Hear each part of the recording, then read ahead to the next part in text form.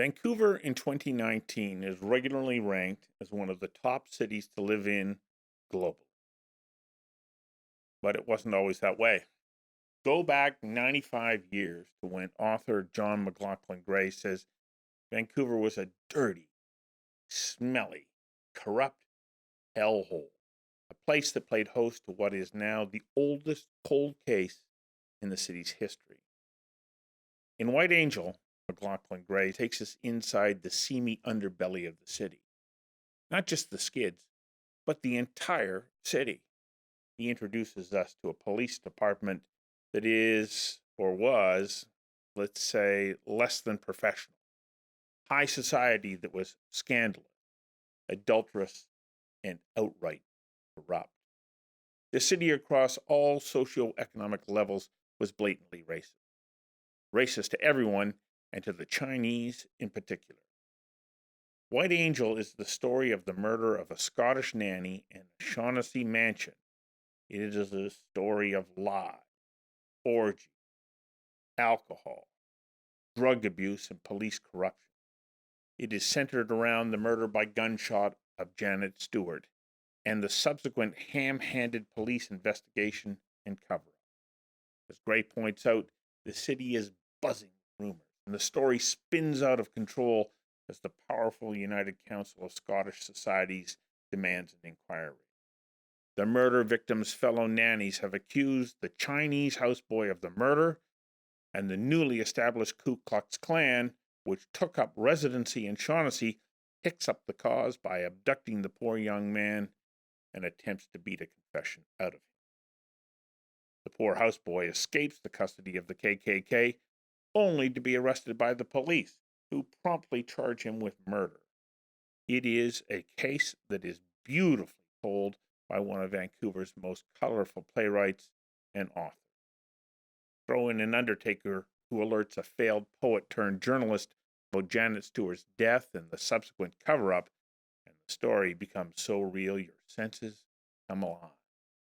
As Gray points out, the killing created a situation analogous to lifting a large, flat rock to expose the creatures hiding. And those creatures represent a wholly inglorious and unglamorous city. As you turn the pages, you can't help but ask yourself, what happened to Vancouver? How did we go from a lawless city with a thriving criminal class to the city of today? We have to admit it is a dramatic transformation. But to take us all the way back to 1924, we invited John MacLachlan Gray to join us for a conversation that matters about how the cold case of the Scottish nanny epitomizes Vancouver in its 1924 opium-hazed, smoke-choked, and rain-soaked uglier day. Conversations That Matter is a partner program for the Center for Dialogue at Simon Fraser University. The production of this program is made possible thanks to the support of the following and viewers like you.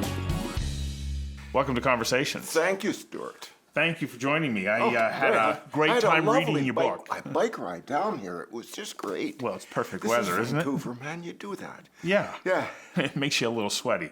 The book, okay. But that's okay. The book. This is a great book. I enjoyed reading it. You have such colorful language, and you really sort of take me inside different rooms and different places around Vancouver, and you paint a picture of Vancouver just shy of 100 years ago.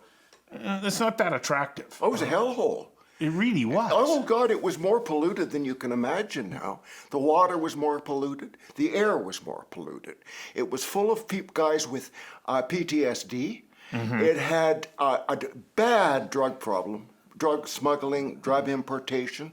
It had a furious real estate fever going on. I mean, it's some of those things you could just cut and paste into today. Yeah, that's why I like it. You know? Well, what compelled you to write this book, The White Angel? Because it is one of Vancouver's great unsolved murder cases. Yeah. And that's really attractive because it hasn't been solved, and so that I can solve it. Mm-hmm. I mean, or I can pretend to solve it, or I can suggest a what if kind of thing. But really, it's a plot like that. You're trying to. this kind of plot, it's a little bit like the movie Chinatown with Jack Nicholson. Yes. That there's a central incident, there's a murder. Yeah. That causes a rock to be flipped over. And you get to see all the kind of wriggly things kind of crawling out underneath. And that's what I liked about it, the story. Wriggly things everywhere in every level of society. It was extraordinary. Extraordinary, yeah. The police got, well, at that time, well, the thing about the police then, you see, was that it was only that year that the War Measures Act came off, right? Yeah. So the police who had been working for the last, since the beginning of the war. 10 years then. That's right. We're used to just, if you suspected somebody, you just took them in and you beat a confession out of them. That was that. You know, there was no habeas corpus. There was nothing like that. Right. And they were also hired by, shall we say, out of a fairly narrow field of well-bodied men who weren't serving. And why weren't they serving? You know, so they weren't the cream of the crop, shall we say. So you've got a wonderful vista of incompetence because, you know, there's a trial thing there.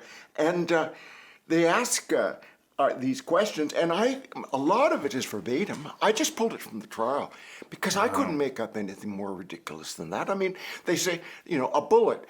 They said that it was either suicide. She was doing the laundry that morning, and she pointed the gun at her own head and shot herself for some reason. Or it was an accident, i.e., she fired the gun. She was fooling around with the gun. She fired it, ricocheted all over the room, and hit her straight between the eyes. And the policeman was asked about does that seem reasonable to them? And the reply was, well, it's got to go someplace. I got to get you to hang on for a second while I take a quick commercial break. I'll be right back. Conversations That Matter is brought to you by Odlum Brown, a client-focused investment firm that starts client relationships with straightforward conversations focused on you, your aspirations, and your investment priorities. Odlum Brown has been a supporter of Conversations That Matter from the day we started this show. Their only condition was that we provide a non-biased conversation with people from all sides of all sorts of issues. And of course, we couldn't produce this show without the support of Oh Boy Productions. If you're looking to produce a show like this one, I suggest you reach out to Oh Boy. They can help you produce it, and they can help you build your audience. And we also need your support. I ask you to please pledge $1 per show by going to conversationsthatmatter.tv/donate because those dollars add up and play an important role in helping us produce this show. Now, back to the show. You do a wonderful job of creating these characters with vivid descriptions, from McCurdy, the reporter, to Sparrow, who's working for the Undertaker, and Gorsman, right? Gorman. Gorman. Constable Gorman and Constable Hook, Gorman's his real name was Green, and he did end up somehow when he was kicked off the force, and somehow found the money to buy a hotel. Oh, somehow found that money. Isn't that fortunate? I think that's wonderful. And there was also, the tin. He was a tin nose man. What they call a tin nose man, which was Sparrow. You know that in the First World War, they weren't prepared for the kinds of artillery and stuff. Then you get a shrapnel wound, right? And it's scope, and it's blasted, and you'll get wounds that are like your face blew up, basically, you know. And in triage, it's a pretty darn dodgy business, just trying to keep them alive. So there are men, and I've seen pictures of them with half their faces are made of this very, very thin metal. Yeah. Well, you go into great detail depicting how the artists Yeah. literally draws his face back onto this Yeah, piece of and tin. they had tremendous skill. It was in France. Yeah. It was an atelier in France, and they would use these brushes with about three bristles on them, and they would get a face, and they claimed that these guys, some guy would have half his face missing, and you couldn't tell until he was like 3 feet from you. Even the eyes seemed to change. It was quite remarkable. I mean, it's just a combination of horror, but also just this sort of amazing human ability to kind of. And some of the letters I read, I mean, of the guys who said, thanked them because he could go home and he could go outside and he could be with his wife and his kids, and he didn't cause people to scream to look at him. Well, in the case of Sparrow, you had him romantically linked to somebody Absolutely. who didn't mind kissing him. No, more. not at all. No, Yeah. it was only the upper part of the face, mind you. It was his eye was blown out. But the other thing was that I always been interested in brain damage in the sense that is brain damage entirely damaged? Mm-hmm. Like, does it, for example, damage things but enhance others? Well, according to Dr. Norman Doidge, who wrote The Brain That Changes Itself, that's exactly what happens, is the brain compensates. Yes. And so long as you continue to use your brain and activate other regions, the brain will make compensation. Well, it made Sparrow a bit. These are real people to me now. I mean, all of them. They're real people to me now. Yeah. It made Sparrow kind of psychic, and he was slightly clairvoyant. Mm-hmm. The problem, and I have a lot of clairvoyance in my novels. They show up every so often. And the thing about clairvoyance, I do believe there is such a thing, but it can't be controlled, right? So you'd have to be a psychic yourself to know when the clairvoyant was right and when he wasn't, right? And anyone who claims to do it consistently is a fake. You know, you can't. So, the book is very closely chronicles the actual case of Janet Smith, who was a Scottish nanny working in the Shaughnessy area. And she was working, and she had worked with them in Europe and in England, and she came here with the family. Right. And he had a sort of the guy had a sort of odd background, kind of slightly checkered background. He dealt in antiques. Right. And antiques were used for various purposes. You could move an awful lot of things you could within antiques. Yes. In his partner. I don't make up facts. What I make up is the lines between the facts.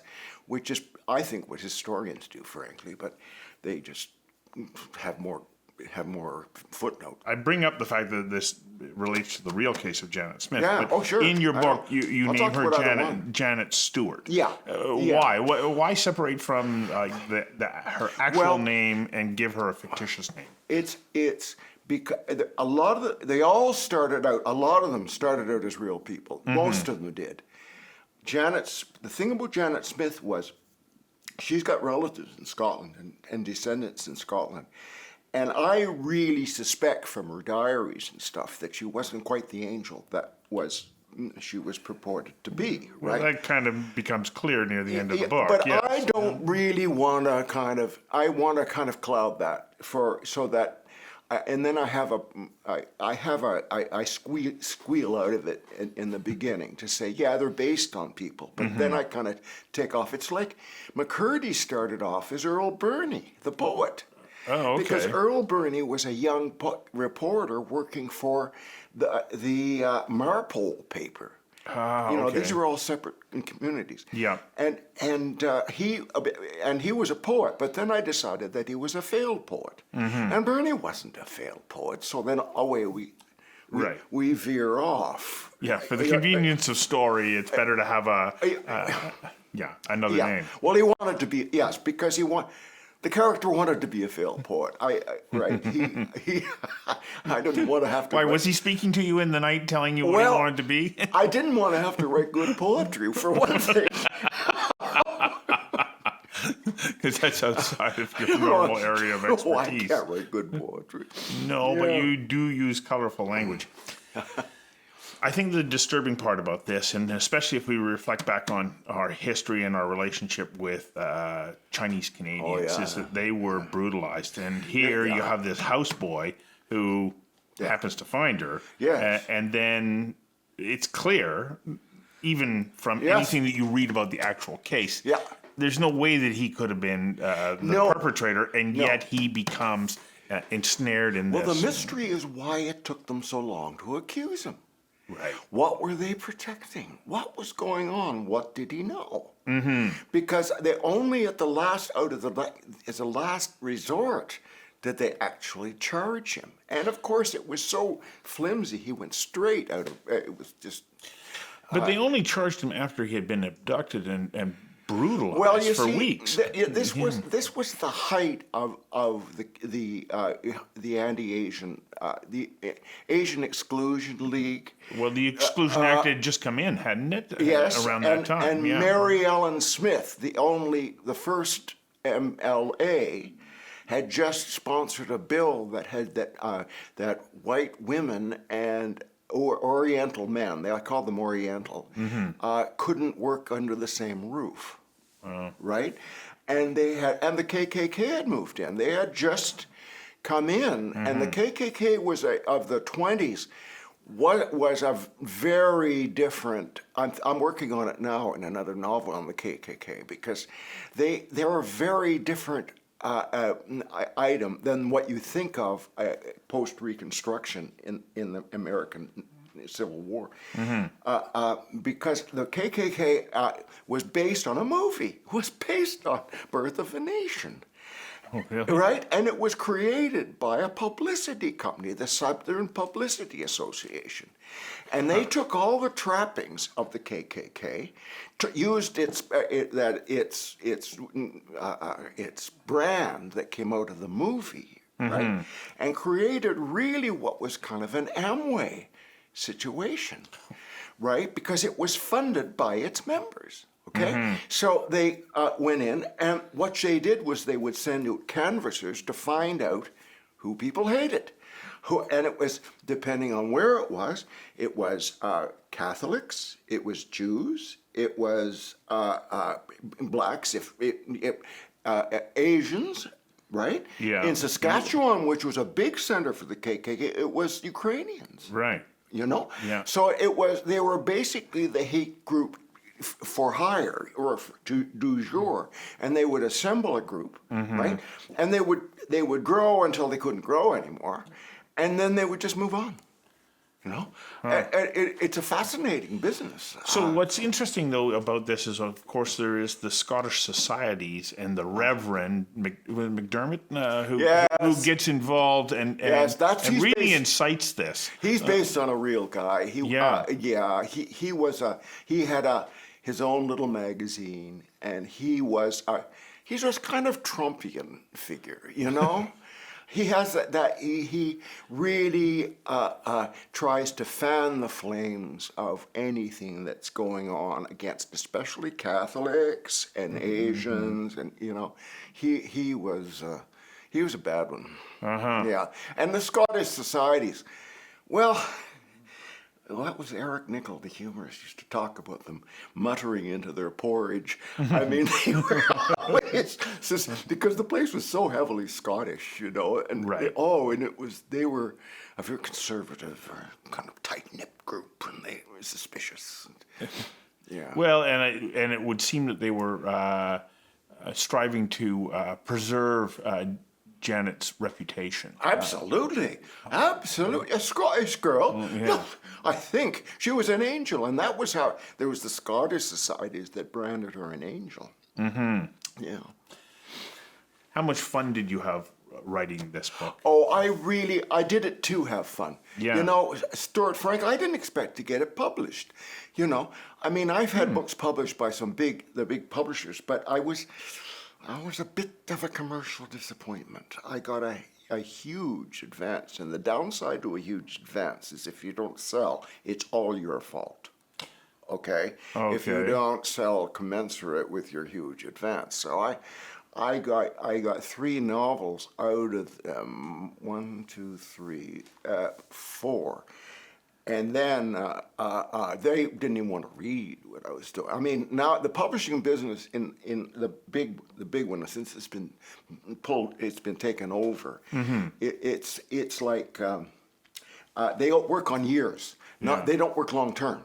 So it's your bottom line of the year. Right? It used to be that they would invest not in a book but in an author, right? And they would figure, okay, he didn't sell this one, but he will sell, and it will back sell his previous stuff, right? They don't do that anymore, right? Oh, okay. And so, but Harper doesn't care. Harper just wants to do they are the old-fashioned book seller, Howard White and Howard. When he's interested in a book, he wants to publish it, you know? And so you're not dealing with the same thing. And I just sent it to him because I'd been writing it for fun, and I sent it to Howard, and I said, well, just see what you think. And he said, well, I like it. What do we do now? And so well, there's one thing that I have to touch on here. Of course, yes. Your name is John MacLachlan Gray. Yeah. And you go, okay, why the MacLachlan? And I know it's because of the confusion around John Gray, who wrote. There were several John Grays I had to deal with, because I when I started writing books, there was John Gray with a mail order PhD who wrote "Men Are from Mars, Women Are from Venus." Yes. And I would find myself going sometimes in places like, I don't have anything against Chilliwack, but this happened in Chilliwack, where I went for a reading, and there were people who came who did not look like my readers, or shall we say. And what they came for was reactionary sexual advice, which is I really did. And then I got a job. Well, hang on, before you go on to that, I picked up on one little reference you made to that in the newsroom when he goes, what do you think I am, from Venus or something? I thought that was funny. That was a little private sort of thing. I saw it and enjoyed it. There are a few of those. I got a column with the Globe and Mail, and there was an eminence Greece named John Gray who had been doing foreign policy and foreign columns for years and years and years. And so, and that year was the year my mother died, and her name was MacLachlan, and so I went Spanish. Added in her name. Yeah. Well, I hope you keep writing, because I had so much fun. There were a few times when I had to stop and pick up the dictionary because you've got a couple of words that are beyond me, and I enjoy that. And so your writing helps push me into areas that I don't think about. That says something for you, because you were curious. Because when I do that, you could have gotten it out of context. Yes. You could have gotten it, inferred it in context. Right. But you said, no, I want to know what that word means. That's, my kind of guy. Yeah.